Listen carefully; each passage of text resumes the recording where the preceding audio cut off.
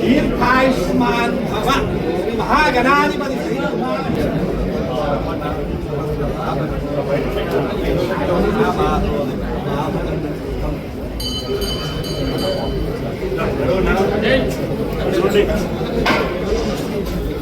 మరి అదే రకంగా మా ఉద్యమకారులు శ్రీధర్ గారు కావచ్చు, గోవర్ధన్ రెడ్డి గారు కావచ్చు, అదే ప్రభాకర్ అన్న కావచ్చు, జిన్నారం పని, అదే రకం వెంకటేష్ గౌడ్ గారు, మా తొంట అంజన్న గారు, అందరం ఎవ్వరమైనా కూడా అందరం కలిసికట్టుగా ఈ పార్టీని నిలబెట్టాలి.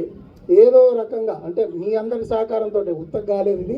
అందరం కూడా ఎట్టి పరిస్థితుల్లో ఎమ్మెల్యే పోయినంత మాత్రాన పార్టీకి పటాపంచలు అవుతుందని ఏదైతే పత్రికల్లో వస్తుందో అది జరిగే సమస్య లేదు. అది మేమందరం కూడా ఉంటుంది అని మరి హరీష్ రావు గారి దగ్గరికి పోయి మేమందరం మీ అనుకున్నామన్నా మీ సూచనలు సలహాలు ఇవ్వండి. మీ సలహాలతోటి మేమందరం ముందుకు పోతాం. ఎవరికి ఇన్ఛార్జ్ ఇచ్చినా సరే అందరం కలిసి పనిచేస్తాం, పార్టీని నిలబెట్టడం. రేపు పొద్దున పటాన్చెరువులో మళ్ళీ బీఆర్ఎస్ పార్టీ జెండానే ఎగురుతుంది అని చెప్పి మాటించడం. దానికి తగ్గట్టే పెద్దలు హరీష్ రావు గారు మా అందరిని కూర్చోబెట్టి ప్రతి ఒక్కరికి ఏ రకంగా ఏ మండలిని తీసుకుపోవాలి మధుసూదనాచారి గారిని మాట్లాడాల్సిందిగా కోరుతున్నాను. పటాన్చెరువుకు ఆర్డీఓ ఆఫీస్ జీవో తెచ్చిచ్చినాం. రేవంత్ రెడ్డి వచ్చి ఏడాది అర్థమైన ఆర్డీఓ ఆఫీసు రిబ్బన్గా చాలు చేయరు. ఇదేం గవర్నమెంట్? కొత్త ఇచ్చిన పెట్టండి. కేసీఆర్ ఇచ్చినవి కూడా నడవయా?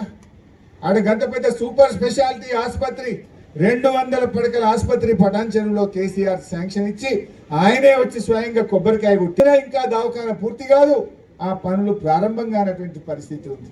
ఇవన్నీ కూడా ఇలా ప్రజలకు అర్థమవుతా ఉన్నాయి. నేను మీ అందరినీ కూడా కోరేది ఒక్కటే, గట్టిగా కష్టపడండి.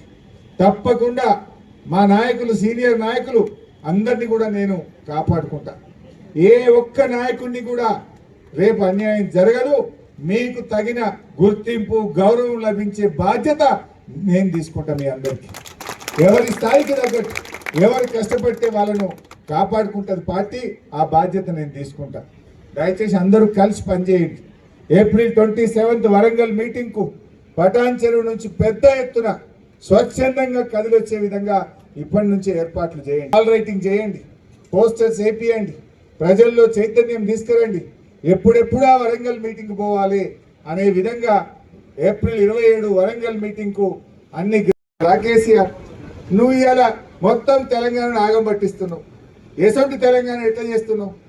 ఆనాడు కేసీఆర్ ఎక్కినాడు, మంచినీళ్ళు లేవు, కరెంటు లేదు. ఇదే పటాన్చెరువులో వారానికి 2 రోజులు పవర్ హాలిడే ఉంటుండే పరిశ్రమలకు. 2 రోజులు ఇండస్ట్రీలు మూతపడ్డాయి పటాన్చెరువులో కేసీఆర్ ఎక్కినాడు. కానీ ఏడాది లోపలనే కేసీఆర్ 24 గంటల కరెంటు పరిశ్రమలకు ఇచ్చిండు, ఇండ్లకు ఇచ్చిండు, రైతులకు ఇచ్చిండు, కడుపు నిండా కరెంటు ఇచ్చి చూపించిండు. ఇదే పటాన్చెరువులో మంచినీళ్ళు లేక అమీన్పూర్ దిక్కు పోతే బిందెలు పట్టుకొని ట్యాంకర్లు ఇంకా పోదురు. 3 రోజులకు ఒక్కసారి నీళ్ళు వస్తుండే అమీన్పూర్లో. బొల్లారంలో అంతా కలుషితమైన నీళ్లు ఉంటుండే. అటువంటి బొల్లారంకు, అమీన్పూర్కు, పటాన్చెరువుకు స్వచ్ఛమైన గోదావరి జలాలు, మంజీరా జలాలు తెచ్చి ఇంటింటికి ఇచ్చి తాగునీటి కష్టాలు తెచ్చింది బీఆర్ఎస్ పార్టీ కాదా అని నేను అడుగుతా ఉన్నా. ఏం చేసినావు రేవంత్ రెడ్డి? 1,58,000 కోట్ల అప్పు తెచ్చినావు ఏడాదిలో. 1,58,000 కోట్ల అప్పు తెచ్చి నువ్వు చేసిన పని ఏమన్నా ఉన్నదా? చేసినావు. ఏం చేసినావు? రైతు బంధు ఎగ్గొట్టినావు, రుణమాఫీ ఎగ్గొట్టినావు, కళ్యాణ లక్ష్మి చెక్కులు ఎత్తలేవు, మహాలక్ష్మి ఎగబెట్టినావు, ఒక ఇల్లు కట్టలే. కొన్ని పనులు హైదరాబాద్లో చూస్తే మాత్రం కనబడ్డాయి. కేసీఆర్ కట్టిన ఫ్లైఓవర్లకు రంగులు మాత్రమే ఎత్తుండబ్బా రేవంత్ రెడ్డి. ఈ మధ్య మీరు హైదరాబాద్ చూడండి, రేవంత్ రెడ్డి కట్టిండి అనుకోవాలి. కట్టింది కేసీఆర్, బొమ్మలు వేసింది రేవంత్ రెడ్డి. రేవంత్ రెడ్డి వచ్చాక ఏమన్నా కనబడ్డాయంటే హైదరాబాద్ కొత్తగా ఆ ఫ్లైఓవర్లకు బొమ్మలు మాత్రం కనబడుతున్నాయి, ఏం కనబడుతుంది. కేసీఆర్ కట్టించిన డబుల్ బెడ్రూమ్లకు 3 రంగులు వేసి పరిస్థితి వాళ్ళే కట్టినట్టు. కట్టింది కేసీఆర్, 3 రంగులు వేసి మేమే కట్టామట్టు. నేను మొన్న పోయిన కొల్లు గంత మంచి డబుల్ బెడ్రూమ్ ఇల్లు కేసీఆర్ కట్టిస్తే ఆడో దవాఖాన లేదు, నీళ్లు చక్కగా వస్తలేవు, కరెంట్ చక్కగా వస్తలేదు, మున్సిపాలిటీ వాళ్ళు చెత్త ఎత్తుతలేరు, అంత ఆగమాగం అయిపోయిన పరిస్థితి ఉన్నది. ఇదే బాధ కలుగుతా ఉంది. ఎందుకంటే మనం బీఆర్ఎస్ పార్టీ గులాబీ జెండా అంటే పేగులు దిగదాకా కొట్లాడి తెలంగాణ తెచ్చిన పార్టీ బీఆర్ఎస్ పార్టీ. ఇలా తెలంగాణను అభివృద్ధి చేసిన పార్టీ బీఆర్ఎస్ పార్టీ. కానీ మన కళ్ళ ముందే మన తెలంగాణ వెనుకబడుతుంటే ఇవాళ బాధ అవుతా ఉంది. దేశం మొత్తం తెలంగాణ దిక్కు చూసింది. మంచినీళ్ళ పథకమైనా, చెరువుల పునరుద్ధరణైనా, 24 గంటల కరెంట్ అయినా, రైతు బంద్ అయినా, కళ్యాణ లక్ష్మి అయినా, మూగ జీవాలకు అంబులెన్సులైనా దేశం మనం చూసి నేర్చుకునేటట్టు నడిపినాం. మనం 10 ఏళ్ళు దేశం మనం చూసి నేర్చుకున్నది. తెలంగాణ దిక్కు దేశం అంతా చూసింది. అన్నం, బియ్యం, వడ్లు, ఆ వడ్ల ఉత్పత్తిలో దేశానికే నంబర్ 1 అయినా. కేసీఆర్ ముఖ్యమంత్రి ఉన్నప్పుడు తమిళనాడు వాళ్ళు జర బియ్యం మాకు అమ్మరా అని అడుగుతుండే, కర్ణాటక వాళ్ళు జరంత బియ్యం మాకు అమ్మరా, మాకు కమ్మి వడ్డే అని అడుగుతుండే.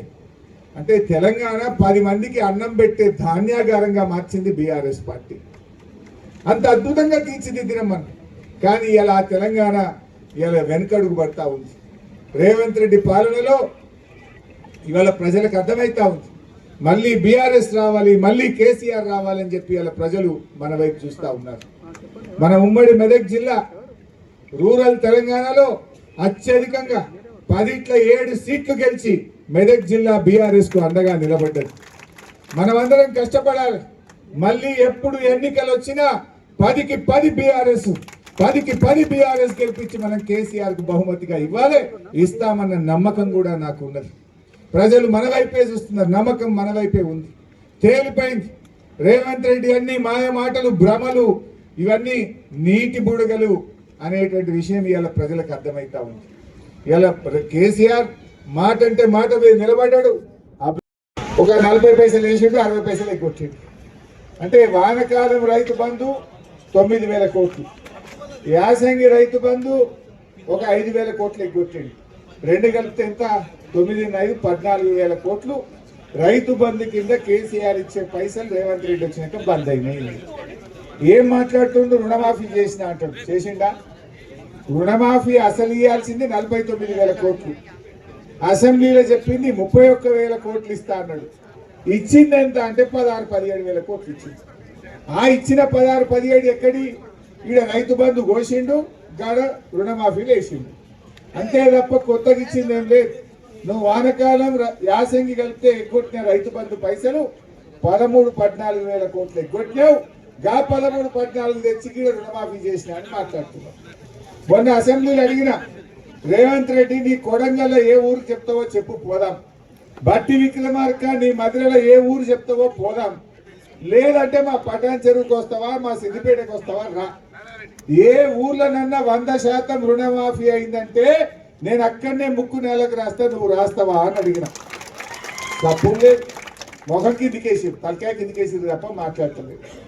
అంటే ఇలా రుణమాఫీ స్టాంప్ వెండర్ల గిరాకీ లేదు, రిజిస్ట్రేషన్ ఆఫీస్లో బేరం లేదు. ఆ రియల్ ఎస్టేట్ మా తమ్ముళ్ళకి పాపం ఆ ఫైనాన్స్ వాళ్ళు వచ్చి కార్లు గుంజుకపోతున్నట, మోటార్ సైకిల్ గుంజుకపోతున్నట, ఇన్స్టాల్మెంట్ కూడా వెళ్తలేవు. అంత ఆగమైపోయింది. కేసీఆర్ 10 ఏళ్ళు ఉంటే పెరుగుడే పెరుగుడు, పెరుగుడే పెరుగుడు. రేవంత్ రెడ్డి వస్తే దిగుడే దిగుడు, దిగుడే దిగుడు అయిపోయింది. హైడ్రా పెడితే పేదోళ్ళ ఇండ్లు కూల్చి వాళ్ళ ఉసురు పోసుకుంటుంది. ఒక చిన్న పాప ఏడ్చింది, నా నాన్న కొనిచ్చినటువంటి వాటర్ క్యాన్ తెచ్చుకుంటా, నేను లోపలికి పోయి వాటర్ క్యాన్ తెచ్చుకుంటా అంటే కూడా ఆ చిన్న పాపను కూడా కనికరించకుండా పేదోళ్ళ ఇల్లు కూల్చిండు రేవంత్ రెడ్డి. కేసీఆర్ది సాగు భాష అయితే రేవంత్ రెడ్డిది చావు భాష. కేసీఆర్ ఎప్పుడు మాట్లాడినా మిషన్ కాకతీయ కింద చెరువులు బాగు చేయమన్నాడు, వాగుల మీద చెక్ డ్యాములు కట్టమన్నాడు, ప్రాజెక్టులు కట్టమన్నాడు, రైతులకు నీళ్లు ఇవ్వమన్నాడు, రైతులకు నీటి తీరువా రద్దు చేసిన భాష కేసీఆర్ది. రేవంత్ రెడ్డి మాట్లాడితే ఏమవుతాడు? నీ పేగులో విక్తా, మెడలేసుకుంటా, నేను తొండలతో చొరగొట్టా, తొక్కుతా, సంపుతా, సీరుతా, బట్టలు కూడా విక్తా. ఇది తప్ప సాగు భాష తప్ప ఒక్క మంచి భాష మాట్లాడిందా ముఖ్యమంత్రి? కేసీఆర్ది సాగు భాష, రేవంత్ రెడ్డిది చావు భాష. ఇంతకు మించి నువ్వు చేసింది ఏమున్నది రేవంత్ రెడ్డి అని అడుగుతా ఉన్నా. ఇవాళ ఈయన పని ఢిల్లీలో కూడా అయిపోయింది. మొన్న బీసీల ధర్నా అని ఢిల్లీకి పోయిండు, ధర్నా పెట్టిండు. ధర్నాకు రేవంత్ రెడ్డి ఏం చెప్పిండు?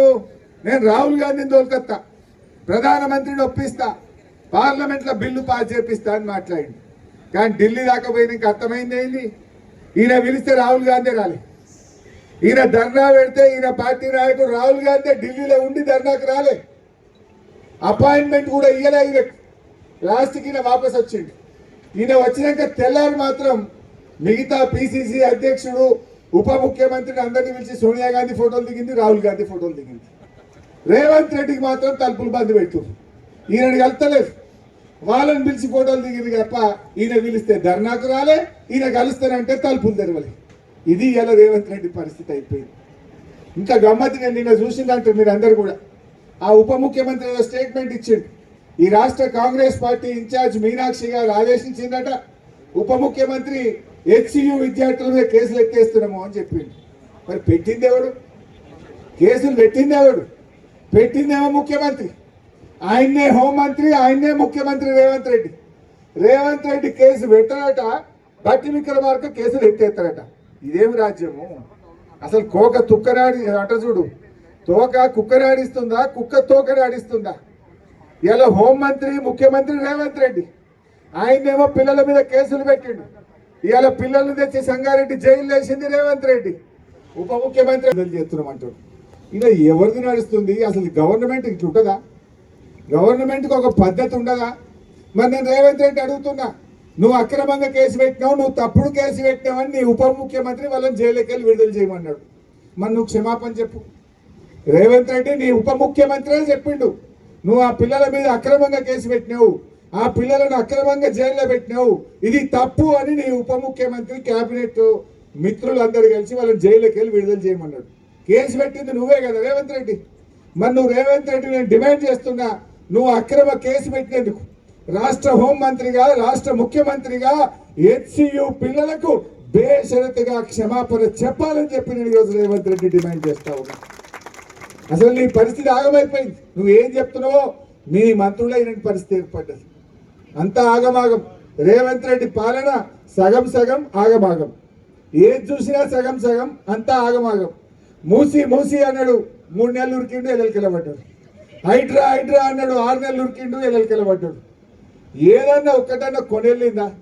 దేవుళ్ళ మీద ఒట్టు పెట్టిండు, 15 ఆగస్టు కల్లా రుణమాఫీ చేస్తా. అటున్న సూర్యుడు ఇటు పొడిచిన, భూమి ఆకాశం ఒక్కటైనా 15 ఆగస్టుకు రుణమాఫీ ఆగది, మొత్తం చేస్తా అన్నాడు. చేసిండా? చేయాల్సింది 49, చేసింది 16, 17. సగం సగం ఆగమాగం కదా. ఏది చక్కగా ఉన్నావు? ఏది కొనెళ్ళింది? దేవుని మీద ఒట్లు పెట్టి దేవుణ్ణి మోసం చేసిన ముఖ్యమంత్రి ప్రజల్ని మోసం చేయడా? దేవుణ్ణే మోసం చేసిన ముఖ్యమంత్రి భారతదేశంలో